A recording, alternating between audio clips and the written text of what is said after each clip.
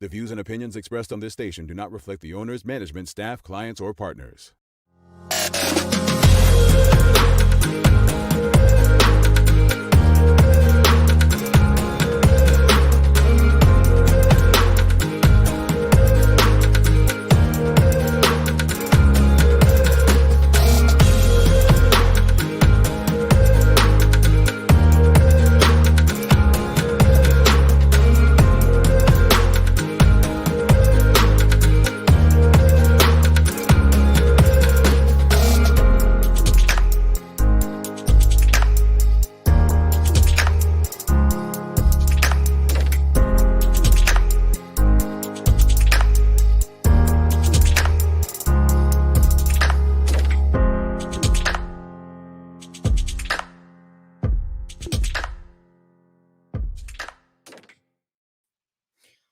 It's Thursday, the 11th day of February, 2021. Welcome to the Daily Hour, brought to you by Medical House, One Communications, and Lindo's. I'm Jamal Hartman, along with Carla Zool. Thanks for making us part of your daily routine. If you're watching online, share the link. If you're on Facebook, start a watch party. If you're on Twitter, retweet it. Just get the conversation out there to your network.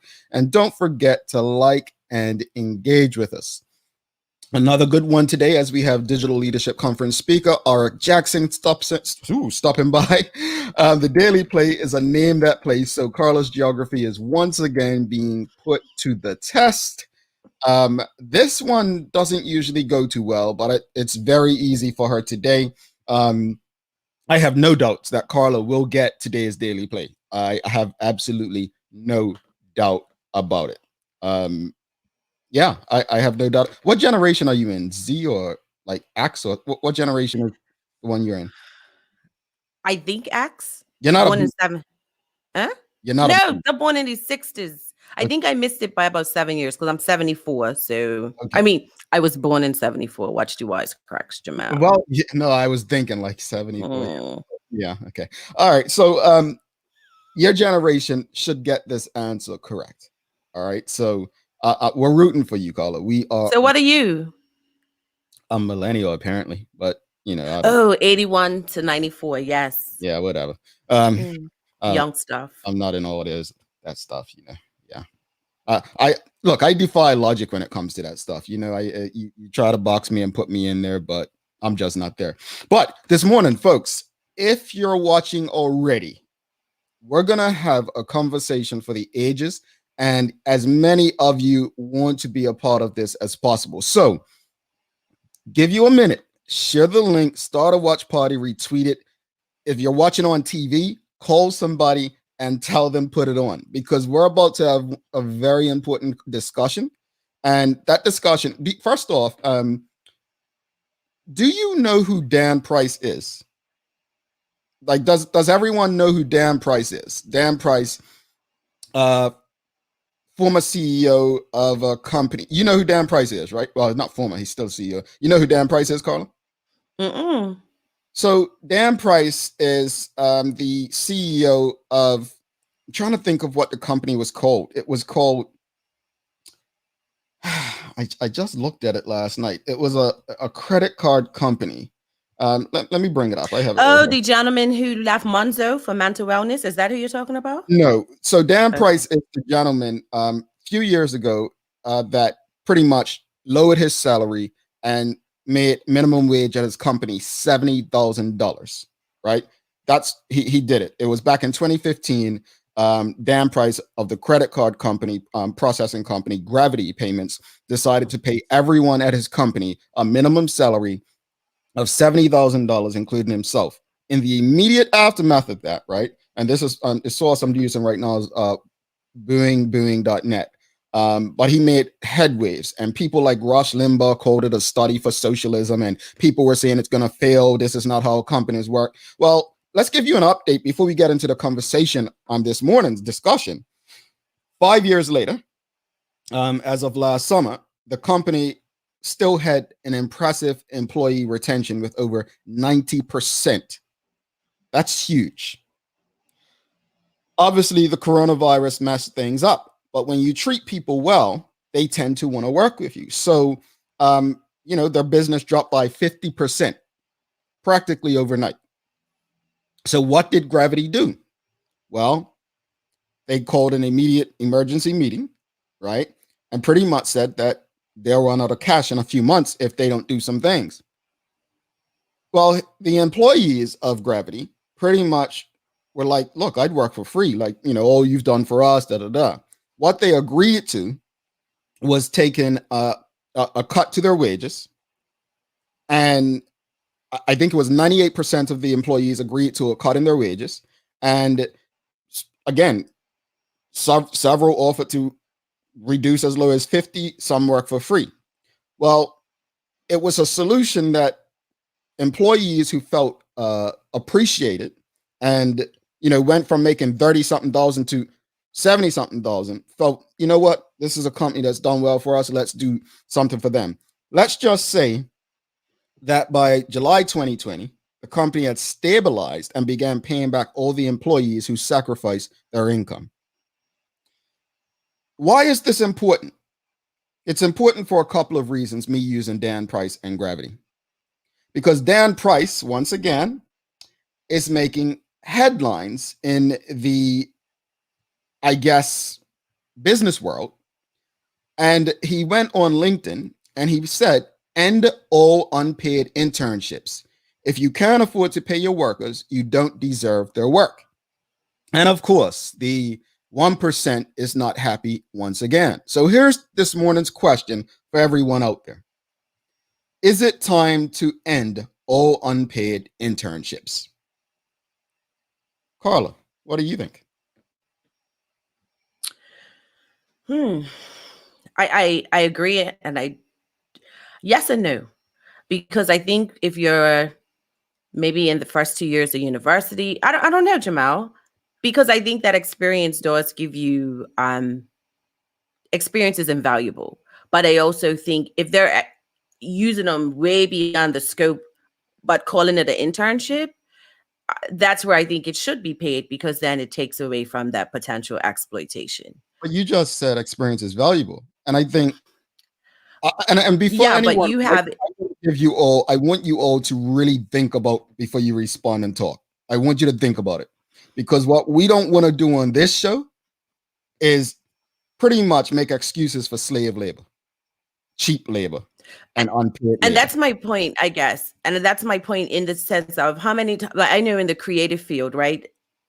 I was an intern somewhere and I was supposed to help with production, but I was making coffee and running errands. To me, that was exploitation. But if I had an experience to work, let's just say an opportunity to work at BBC, where I'm actually doing my creative work, then I think it's invaluable. So I know it sounds a bit wishy-washy, but so you're basically saying that slave labor is okay depending on who I'm doing it for. If it's a more valuable slave master, then it's okay. You did not hear me say that. Well, no, because what you're doing is saying that it depending on the job. Like if I'm out on the field picking cotton, it's wrong. But if I'm in the house where it's cool and calm, it's okay. No, like I feel you. I expect what you're saying, and I expect that to be the norm, because internships have been regular. But I want to go to your first point. Experience is invaluable. I don't disagree. But how do we get to experience and not mention that free labor is wrong? Just because internships have been the part of the society since whenever does not mean it's right. I totally agree with Dan Price. This is 2021. I had a young person, a young Bermudian girl. I think she's been outside Bermuda, worked in London in PR. Now she's in Florida doing PR. Brilliant young lady, right? And she actually put a post recently saying that when I build my company, we're not doing no internships. We're not doing this. We're not doing, if we can't pay people, we're not in operation. There are too many billionaire companies, millionaire companies that use this excuse of internships to get free labor off of people.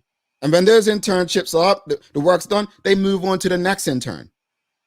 There is absolutely no, you could not tell me one good reason why an internship unpaid in 2021 still makes sense. It's time Jamal, for free labor. it depends on the company. It depends. I honestly, like as a No, but again, that goes back small to my point. business. No, but that goes back to my point. I have a small business and company. I have one.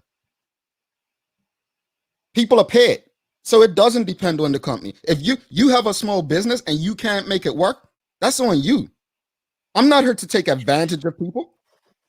If See, you cannot, and it depends on the ethic of the person, though, Jamal. I have to disagree with you because if I had an intern and I couldn't afford to pay them, but I would make sure that I buy them lunch, that I, like give them gas money or a bus fare. I had an intern in Bermuda. That's not an internship. Internship is for credit. You're still giving them something for their time. Well, I'm looking at the exchange of money. That's how I'm viewing internship. So let's define internship then, because maybe the way you see it is different than me. It's not about how you and I define it, though, Carla. That's not the issue here. We're not here to share our opinions based on what we think it is. An internship, there's externship, there's internship. Traditionally, externship is where you got paid. Internships, you don't get paid. You trade money for experience. Sorry, you trade time for experience. So we're not gonna get her and say, oh, well, this is what I think it is. It's not that's not what an internship is, what I think it is or what you think it is. Now, as a business owner, you may give it your own meaning, but just because you give something your own meaning doesn't mean that's what it is. Fair enough. So again, for me, at the end of the day, nobody should be given their time for free labor in 2021. That's the overall point that I'm making. And I understand the argument about small business. I've worked for small businesses and I've worked for large organizations. Even the small businesses I worked for, we paid interns.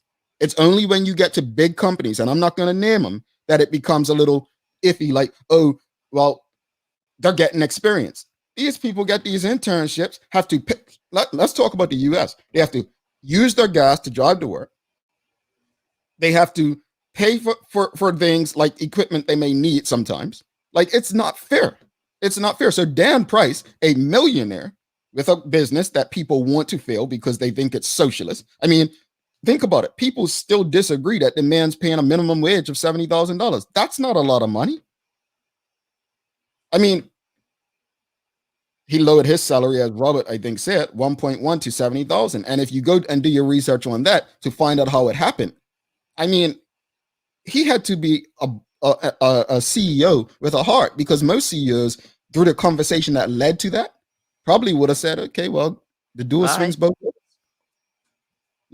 But we've got to get to a place where we understand that this is free labor. Just because someone is volunteering to do it doesn't mean that it's right. It's 2021, folks. It's time to pay people what they're worth. There's no excuses for free labor. If you when they're doing it, hold on. If you went through the excuses that slave masters wanted to keep slavery, let's go through some of them. Well, hold up. If we had to pay slaves right, then we would lose our businesses. They would go belly up. We don't have the funds to do it. So why do you think when you go to the African American Museum in DC, you see things that say, well, when slavery was ended, the slave masters got 1 billion today. This is how all these legacy businesses were started. So we as Black people need to change our minds, lose the thought of internships being right and experience, and understand this is historically wrong. And it was historically done to make us believe. And I'm going to get to something because a few people are saying to me on the side, I'll get to what's in the Royal Gazette today about conscription, because it's the same thing. Until we unlearn, unpackage all that our minds have been filled with, then we're going to think that experience, depending on who the master is okay. So what about university when you have I had to do an internship to finish my master's? Same context or no? Again, if you're trading time for labor, ask yourself, what are you getting for that labor? Now, with university, I mean, that's a whole different topic, because the fact that you're already paying thousands, if not hundreds of thousands, for a formal education degree, hundreds of thousands. You could go to a bank and got a loan for a damn university degree, but try going for a small business loan. Black people, we still think when I go to businesses They don't ask me, so what's your degree in? Or where'd you go to school? They don't care. But black people are still all into this whole university concept and this having a degree thing. All three of my business partners, we all have master's degrees. Not once of any meeting we've been in, somebody asks what's our degree in. What they care about is what we can do for them. So that's a conversation in itself. Mm-hmm. The whole internship, I never had to intern. I was lucky enough to get jobs at Disney and so on. But do I agree with it? We have to address the whole idea of university, people going in debt for a formal education degree, people paying into formal education and then paying on that debt for more than half of their adult lives. These are problems. And again, black people, I'm talking to you today. Get out of this mindset, because people will cheer for you when you graduate, but when you start that business, they ain't cheering. They just about supporting you. I'm talking to you this morning. It's a word. You ain't tell no lies, sir. This is my heart. Like, seriously, we've got to change our mindsets, because if we don't change them, they'll be changed for us. And 20 years from now, your children will be interning. Dijon Simmons says the same way people need to stop saying you'll get good exposure when collaborating with creatives. Indeed. Indeed. My internship for my master's degree, Sheik Arena says, was paid at a big company in the US, and they validated my parking for 3 months. There you go, Sheik. I mean, again, if it's pay, you're trading time for pay. Lemon Woods, we can look at this another way. Students generally pay to learn it. And that's what, thank you, Lemon, at university. So essentially they're getting real world experience for free. If not for internships like that, they probably wouldn't get in the door. Internship allows them to increase their value, experience, and knowledge. I don't think packing groceries compares to that. You don't have to pack groceries, Lemon. I never interned, and maybe I was lucky, right? But the point is, this is normal. It shouldn't be normal. And that's what Dan Price is saying. This is normal. I just addressed the whole paying to go to university. The second part of your comment about internships not getting in the door, you should not have to give free labor to get in anybody's door. You should be able to have work opportunities if you're good enough. That's the bottom line. That's the bottom line. We have to, folks, change our mindset. It's in us to do so. 10 years from now, we should not still be believing what Dan Price woke us up in 2015 when Dan Price did what he did with his company. That was a wake-up call for us. Have we evolved? Probably not. But that was a wake-up call. Now Dan Price is giving us another wake-up call about internships. Don't recite this nonsense that's been fed to us all these years. The question of the morning, I'm going to answer it. Is it time to end all unpaid internships? It's beyond time. It's beyond time. Miss me with the BS about work experience. Miss me with it. Miss me with it. I hear you. Okay. But the realism of it is, so how do others become more like Dan Price? And we know there'll be a long conversation. That's a rhetorical statement, right? It's okay to walk in that space, but versus what the reality for some may be. Carla, it's very easy. Stop doing what you're doing. I say it all the time to people. The blueprint's there. But we're so stuck in our ways and believing what we're doing is right that we refuse to adopt other behaviors and change what we're doing. The blueprint's there. How do we get to be?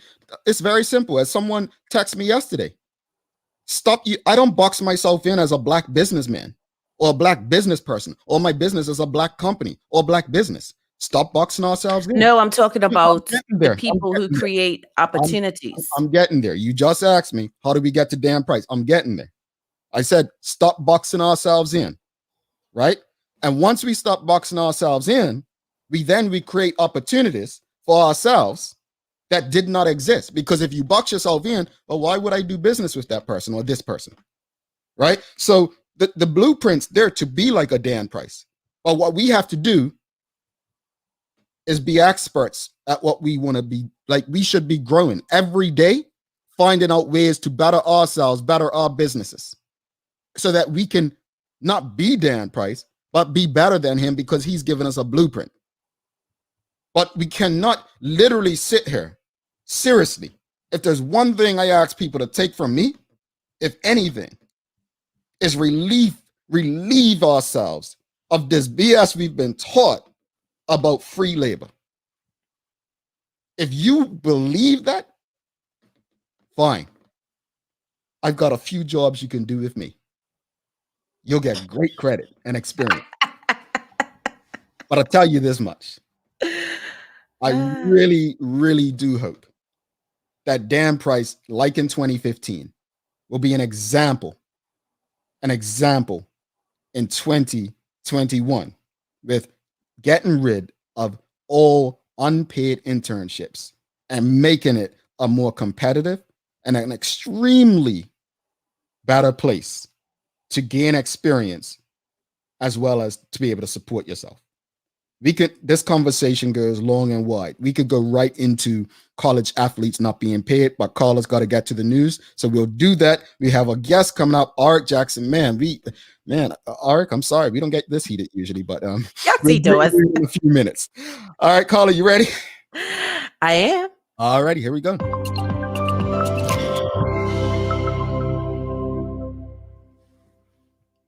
Shortly before 12:30 a.m. on Wednesday, members of the Roads Policing Unit were assisting with a curfew checkpoint on North Shore in Devonshire. Officers observed a motorcycle make a U-turn as the rider neared the checkpoint.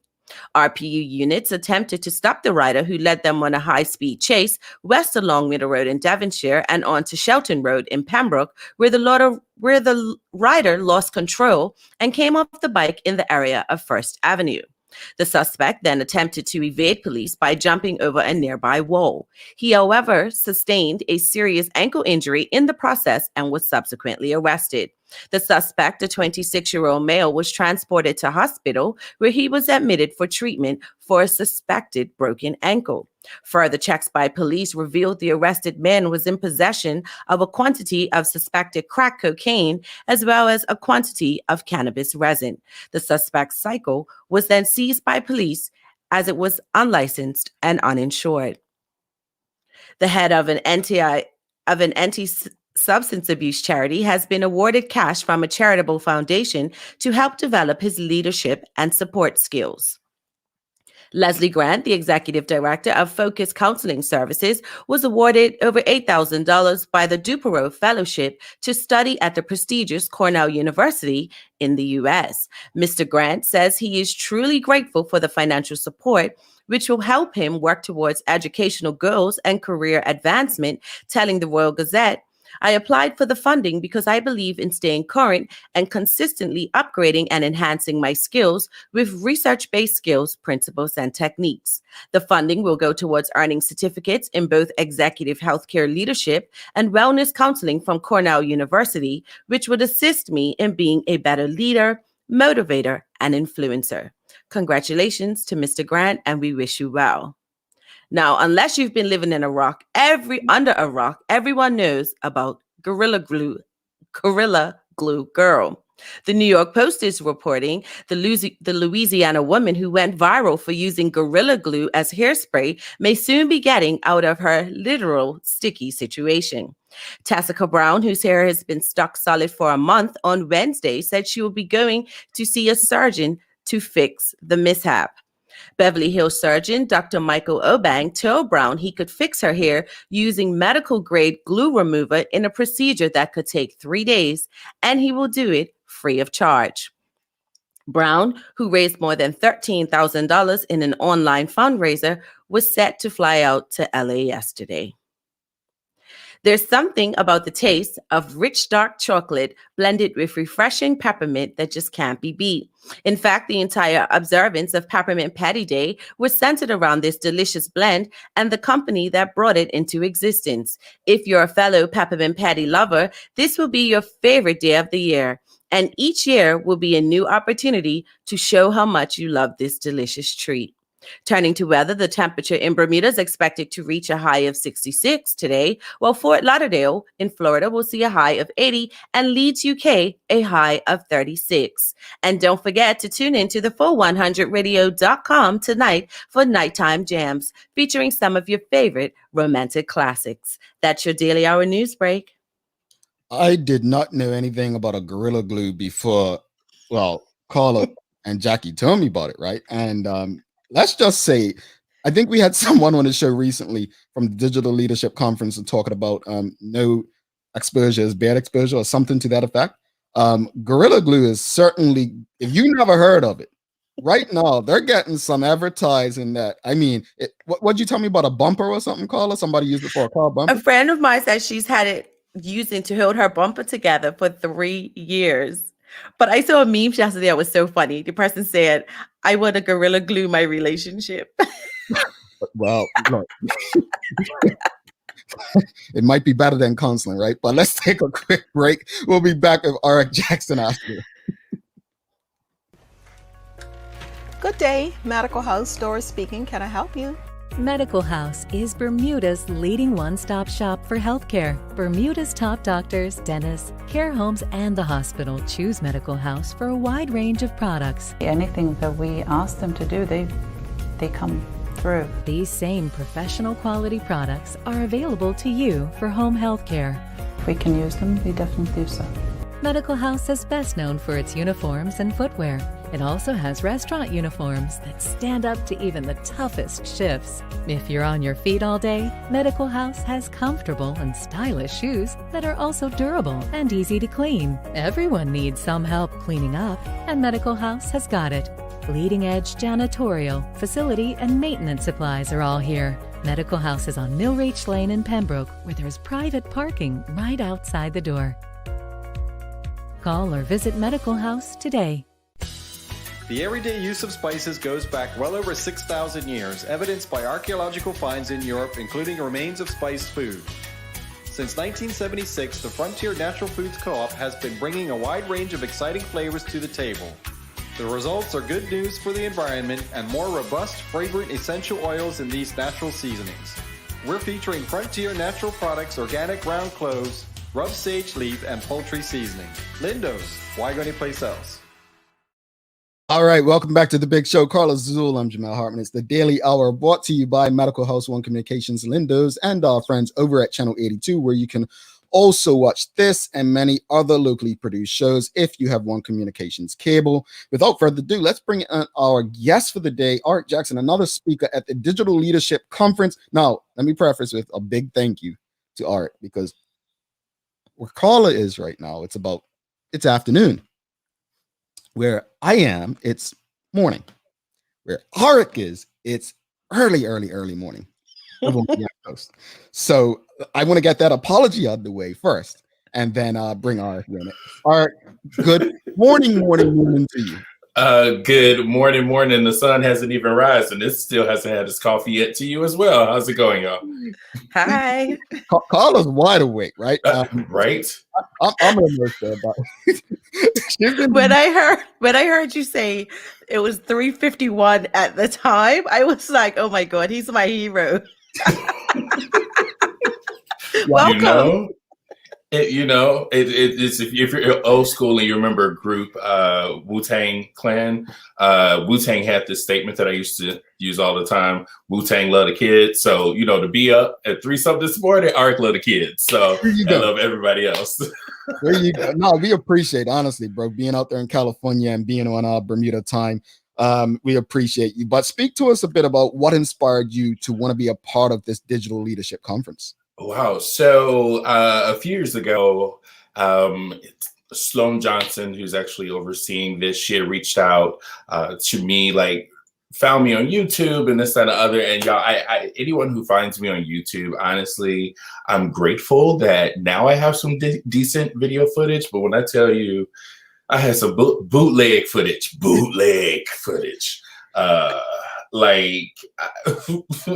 But Sloan saw me and reached out to me, and we were able to talk, and she told me about the Digital Leadership Conference. And I think just hearing what she was standing for and just really having kids get that there's so much power in this in your hand. And I'm all about standing and making sure that everyone has all the tools. Now, I tend to come at it a little bit differently, but with that, being able to support in such a way where I get to authentically bring a message of, it's okay to do you unapologetically, but also know that everything you do has a consequence. So if you're upset with your friend and you put a post out there, and even if it lasts for like 30 seconds, someone can screenshot it and it becomes something that stays for like life and can be used as a weapon. So I really love what they're doing with this conference and have been working with them for the last several years, and it's been an honor to do so. So absolutely. Well, I think everyone's happy to have you as part of this conference, and I'm sure the attendees are going to benefit greatly. So you're a youth leadership motivational speaker. Mm-hmm. What exactly does that entail? So, I don't even like to call myself a motivational speaker because motivation is so temporary. I say leadership trainer and speaker, but here's the thing: what that entails, I believe. And it's funny, you all were talking about generations earlier, and Carla, I had to laugh because when you said 74, I'm not 74. And I was like, man, okay. So I believe we're the same Generation X. I think I'll just double check, but yeah. Okay. Oh, now you know. Of course, the youngest one knows what we are, right? Thank you, Aric. I love you. Thank you. But here's the thing. Kids today, I feel they are the most misunderstood, underrepresented, most people they instantly write them off, and they write them off in a way where it's like, oh, no, this is how we've always done it. I love the conversation about Dan Price, and listen, don't apologize because I was soaking all that up. But it's like, oh, you're young. What do you know? And I think for me, it's an opportunity to really get out there to the masses of youth and have them look, you don't have to have an age to have a legacy or a purpose. You don't have to be a certain age to get out here and make a difference in the world. You don't have to be on your deathbed to say, this is the legacy I'm leaving. And for me, like I live by a legacy is not something you leave when you die, but rather a legacy should be something you leave every single time you walk out of a room. So what legacy are you going to leave today? And I've had the opportunity to work with youth across the globe, literally, who have had some massive movements, who have, taken leadership, who have created companies and projects and things like that. So I want to be a voice for those who sometimes are often misunderstood and not seen as, oh, you're just a little kid, what do you know? So that's why I take that so seriously, and empowering them with the skills to be able to get out here and turn up in a positive way. Indeed. Oh, that was so powerful. According to your bio on the Digital Leadership Conference website, you state, I'm on a mission to shift what society believes are apathetic students to students who are part of generation leadership, a generation of leaders who are on a mission to shift what it means to be a leader in this digital age. What does it mean to be a leader in this digital age, and how does one become one? First of all, I think it's being true to yourself. And especially with kids, we know, I know growing up in high school, and I think about it. See, Jamel, I'm just going to let you know, you got me in my feels about my age right now. I'm so glad, as they say, black don't crack. I'm just so grateful for that right now. But here's what I want to say. You have to be authentic and true to yourself. Like, that is the first step. Everyone's a leader. Whether you want to embrace it or not, everyone is a leader. Well, I don't have a title. I'm not working with it. No, pumpkin, when you wake up in the morning, you're leading an organization, company, movement called Aric Jackson. So you're leading your life every day. So everyone's a leader. And what it takes is, number one, being true to yourself. Being young, we know it's like looking a certain way. We got to try to match up to that Instagram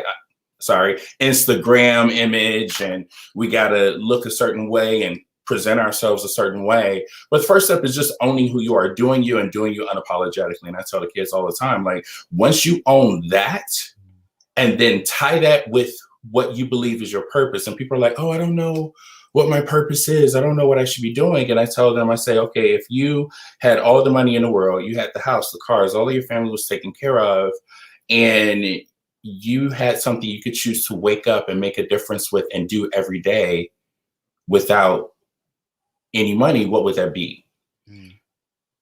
And a lot of people start saying, oh, I like working with the homeless. I like working with people who have been through domestic violence or abuse. That's where it all starts. But the thing is, and this is where I go deep with youth, and this is why I like to get with kids when they're young, because let's be real, y'all. Adults are hard-headed. They stuck. They look, I've been eating chicken wings like this for all my life. You cannot tell me it's something different in the world. So they're so stuck. So for me, working with youth and being able to say, look, you can mold this into something. I work with a young man. His name is Shane Feldman. I actually run a global summit every year. And this young man, who also happened to find me on YouTube, and we talk about the ratchetness of my YouTube video as well. But he is, I think he just turned 21, somewhere around there. He's recognized with Forbes top 30 under 30, and he's very clear about himself, and he's very clear about his purpose, and it's really taking on nonprofit organizations, whether it's around volunteering or empowering the leadership around nonprofits. So I work with youth like that. And it's something so powerful because we all know, and if you 14, 15, I'm just speaking on your behalf, they can detect BS in a heartbeat. Mm-hmm. If you are being like, oh, my purpose and mission is to feed the hungry, but they see you sitting up on your couch eating Cheetos every day and watching Netflix and not doing nothing, they're going to be like, yeah, no, you're not. So that's what I think is important. Do you get connected to your purpose and then move forward? Don't be stopped. That's what it's going to take for people to step into being generational leadership at a young age. So that's where I am, Carla. Kenton Trott said something yesterday in reference to what you just said. Inspector Kenton Trott's also a speaker at the conference, and he pretty much said that people don't realize, parents and guardians, that children are watching them. That they're going to be emulating them. So when you're doing stuff, even just now, if you're I just remember, and I'm not, this ain't shade at my family or my parents, so I'm not throwing shade, but it just reminds me of Bermuda. Parents used to send you Sunday school and church, and they'd be home. You know what I'm saying? It just chilling. You know what I'm saying? It reminds me of that. No, do as I say, not as I do. That's the only shade I'm throwing. Mama, don't. It's Aric's fault. Go ahead, Carla. I just want to say it's so nice to have someone on my side, Aric. Thank you, because I get age shamed daily. Okay, daily. But you know what? But no, and Carla, I'm just gonna say this. When you said that, I had to do a double take, because I'm just saying, whatever you're doing, you're beautiful, definitely on the inside, but on the outside as well. So keep doing what you're doing, because I'm like, she got 2 years on me, and I'm sitting up here looking at bags under my eyes right now. I need to change some stuff. So have 3 children and drink a lot. So listen, what's the concerns? No. Let's stop right there. Stop. Just stop. Jamel, you see? Okay, now we're about to be on the team. You see how she just threw that in real quick? Yeah, I'm just minding my business at this point. She's like, I'm beautiful and I got 3 kids. Come on, church. All right, go ahead. So Aric, I really appreciate your energy. You're just going to be so awesome at the conference, right? But while there's so many concerns regarding social media and technology, what can, and there are so many opportunities as well. How can we get more young people to be able to discern between opportunities and potential danger? First of all, get to know them before judging what they're doing. A lot of times we look at them, and here's the thing, we know kids, they see something and in a heartbeat, they're moving, especially when it comes to social media. So first of all, get to know them. And what I mean by get to know them, if you come at a teenager right now and you happen to run across something on their page and you're like, I don't even know why you posting that. You should be posting stuff about education and they're going to shut you off. So at this point, you've lost a huge level of credibility with them. You've lost a huge amount of ground that you could take with them. You've probably lost any mentoring opportunities that you could give, because if you're coming, and I'm going to say this as an adult, if you come at me telling me everything that I've done wrong, what I shoulda, coulda, woulda, and all that, there's only so much space that I'm going to give you. So when I say get to know them, actually tap into them as a person. Start finding out what it is that they enjoy doing. Start finding out. There's something I call the tingle test, and I train my team on it all the time. And the tingle test is getting in a conversation, and not like a drive-by conversation, not like a let me spend 10 minutes with you and get your whole life story, but let me invest some time in you. And let me ask you a whole bunch of questions. What's important to you? What's the number one thing that inspires you? Who inspires you? What is it about that person that inspires you? I say go at least 7 questions deep.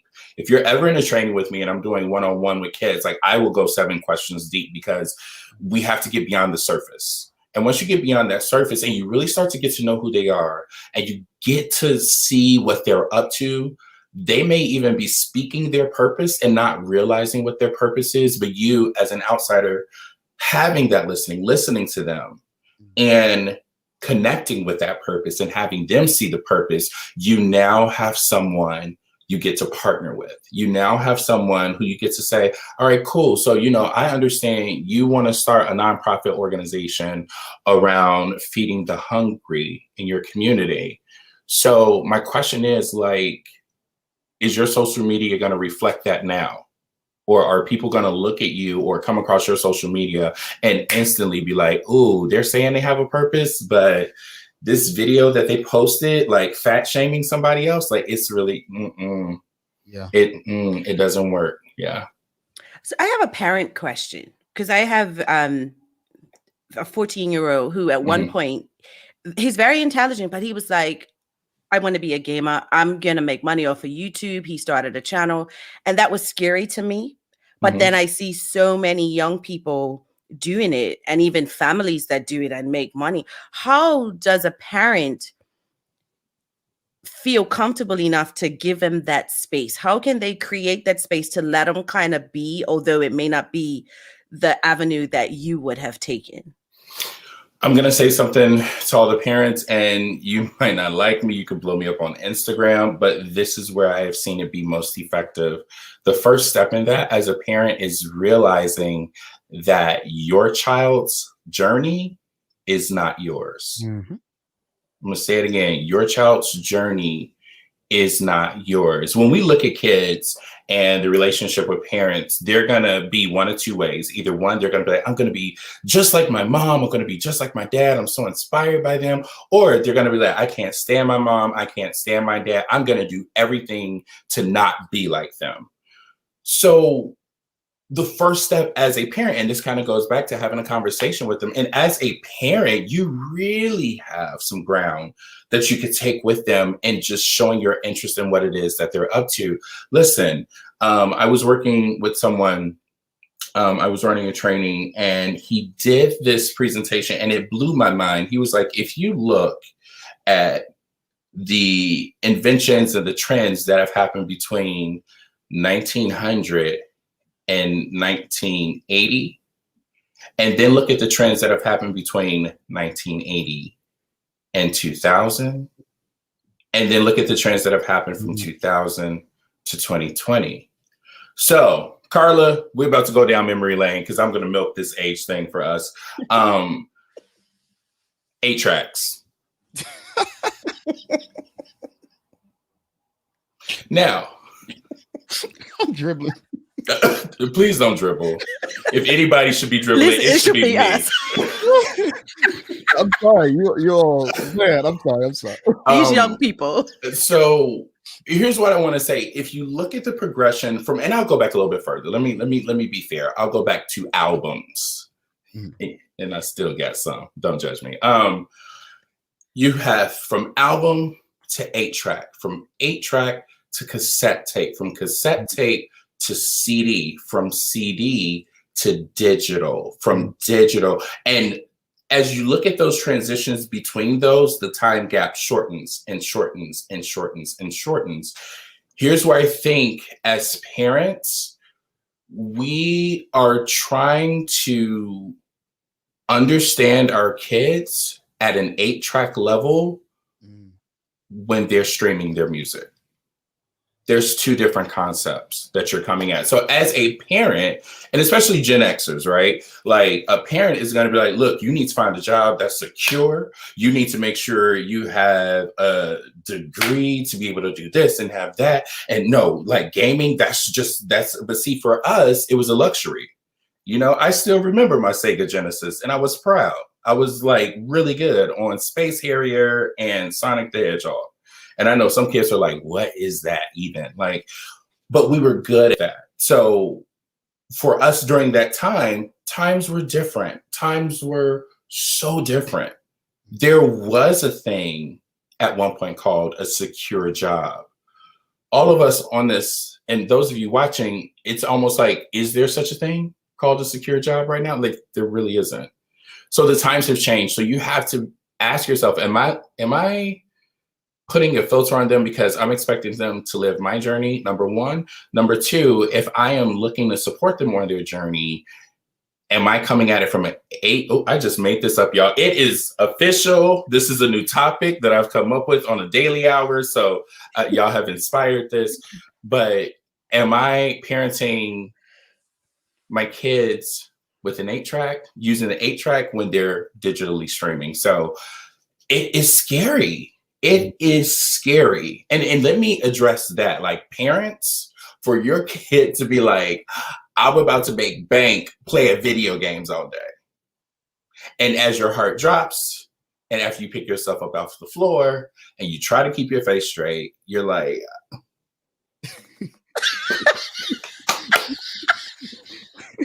you go into the other room, you call your mom, your dad, and you're like, I have failed as a parent. My child just want to be on a video game. But you know what? That's how things are changing. You know, think about it. People used to be considered vain when they would take their cameras and record themselves. But now, if you think about it, people are making incomes on YouTube and different things like that. There are people who are looking at the games and saying, how can I code this game?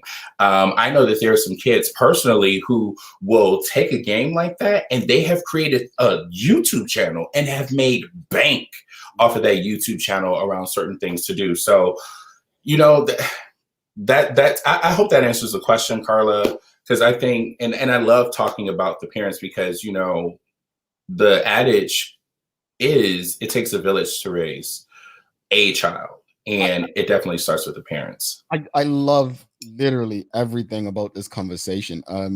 I think the way you broke it down in terms of like from 8-tracks right up through to digital, it was literally layman for anyone to understand and to get. Yeah, and you just wanted to remind us that we used to use 8-tracks too. So it was before my time. But Kathy Rogers says Aric is on point. I'm excited that our daughter will be attending the conference. And on that note, like, just talk to us. I mean, I just feel like anyone who's attending this conference is going to get so much out of it. But what can people, outside of what we've discussed so far, what can the attendees expect to leave with? Like, you know, I like how you spoke about digital leadership, like leadership in the digital age. Like this is, it's very different. And as things evolve, again, we started the conversation with Dan Price, like internships were cool 5-10 years ago. Like, are we still in that place? And I think, especially in Bermuda, you know, being Bermudian, Bermuda's a very conservative place, and Bermuda has traditionally, the people and the mindsets don't evolve as quickly, regardless of the spaces we're in. So how do you expect to, you know, I think it's easy for you to speak to the children, but you mentioned the parents. What can they take away from this? So, you know what, and I believe Sloan is watching. One of the things that we are going to be offering is for my workshop. Well, actually, some of the different workshops that are happening, I was on with some of the speakers a couple of weeks ago. And by the way, I just need to tell y'all, like, the people who are going to be presenting, if your child is not there, you're missing out. You are missing out. And it's going to be a huge opportunity, but there's going to be resources available. I know one of the things that I'm doing for my workshop, I'm going to be providing a digital worksheet. And for some teachers, definitely some opportunities. But Sloan, I'm putting this out there to you now. If you hear me, let's come up with a sheet for the parents as well. So that way teachers can share that with the parents, or parents can get that as well. And you know what?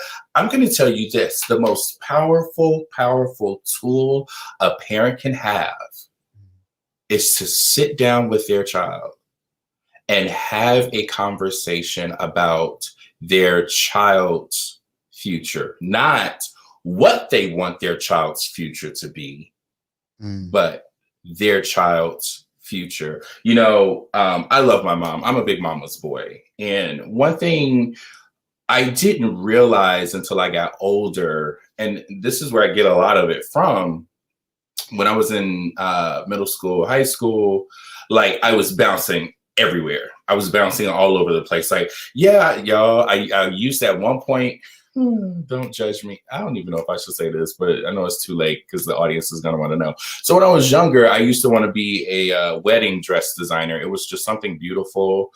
I thought it was just something about seeing a woman in their highest moment and beauty. And so I used to, if my mom saw this, she would shank me.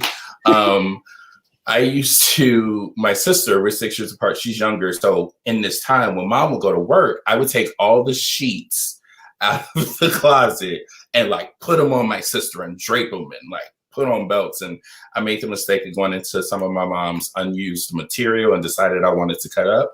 Yeah, let's just say I don't remember that day after the moment that she found out, because my mom is gangster. That's all I'm going to say. But I went through the stage. I went through different stages, and my mom, she wasn't like, well, why are you wanting to do that? Mm-hmm. She was saying, okay, so if you're going to do this, if you're going to do wedding dress designing, like, what do you think you would have to do in school? What classes would you need to take to make that happen? And what that would do is send me on this journey to be like, oh, okay, so I'd have to do sewing. Da, da, da. All right, fine. I really want to get into theater. Okay, you want to get into theater? Yeah, I'm going to make, theater directing my major in college and, playwriting as a minor. And she's like, all right, cool. And she was always checking in on me on where I was on the journey. Now, parents, here's one thing I want to say to you. This is not a one conversation and we're done. This is a infinite conversation. And I know when I say an infinite conversation, it means that this conversation is going to continue to go on up until forever. Yeah. Period. And for those of you who may find that intimidating, I just kind of want to shift your perspective a little bit. How amazing would it be for your child to finally lock onto a purpose and you see them do the work, you see them invest the time, you see the joy, you see the tears, and you're there the whole time.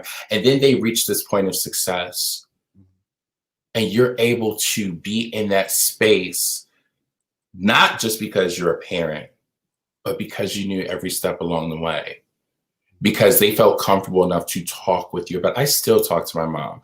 I'm an entrepreneur. I oversee 2 businesses and I'm a chief catalyst for a nonprofit organization. And there are days when I get in my feels, when I feel like, did I choose the right thing? Is this what I'm supposed to do?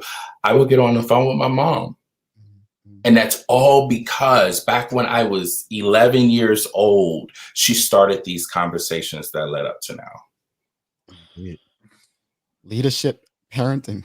Aric, thank you so much. I just want to share, if you don't mind, I know you have your Instagram up there, and Sloan has actually shared some more information about you in the, if I can find it. But Sloan, I love Sloan.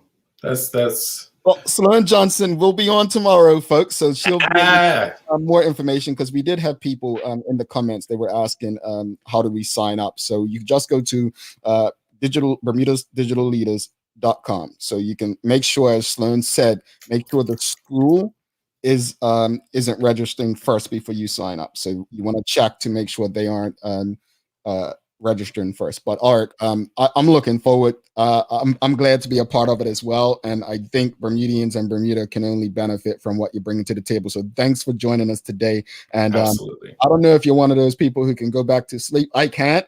But enjoy the rest of your long morning and day over on the West Coast in California, my friend. It's all good. Thank you so much for having me, Carla, Jamel. Thank you for this opportunity. And I look forward to rocking it out at the Digital Leadership Conference. No problem. Talk soon, Aric. Have a great day. Bye, y'all.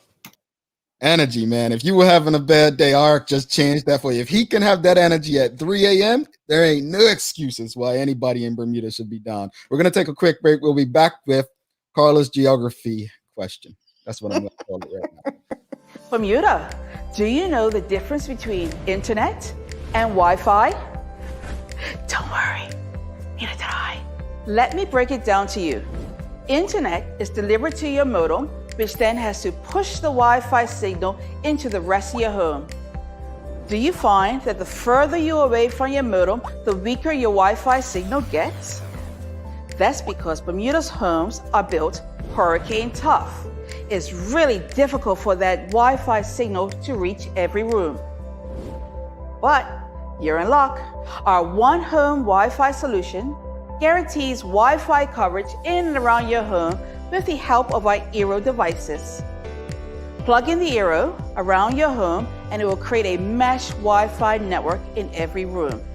Check us out at One today to sign up and make sure you can stream, work, and play from every corner of your home.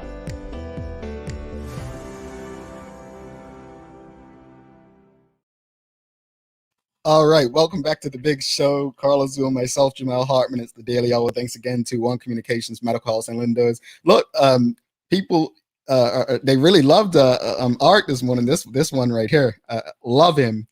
Wish someone like him was around when I was in school. So basically,